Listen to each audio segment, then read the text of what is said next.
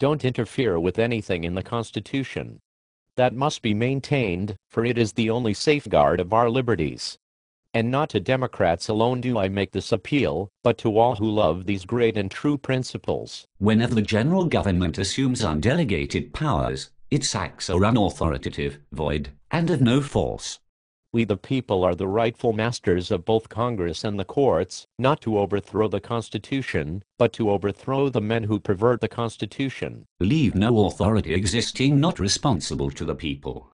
The opinion which gives to the judges the right to decide what laws are constitutional and what not only for themselves in their own sphere of action, but for the legislative and executive also in their spheres, would make the judiciary a despotic branch. Let it, the Constitution, be taught in schools, seminaries and in colleges, let it be written in primers, in spelling books and in almanacs, let it be preached from the pulpit, proclaimed in legislative halls, enforced in courts of justice. In short, let it become the political religion of the nation. In matters of power let no more be heard of the confidence in man but bind them down from mischief by the chains of the Constitution. I freely acknowledge myself the servant of the people, according to the bond of service, the United States Constitution, and that, as such, I'm responsible to them. The central bank is an institution of the most deadly hostility existing against the principles and form of our Constitution.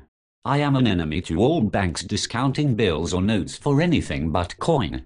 If the American people allow private banks to control the issuance of their currency, first by inflation and then by deflation, the banks and corporations that will grow up around them will deprive the people of all their property until their children will wake up homeless on the continent their fathers conquered.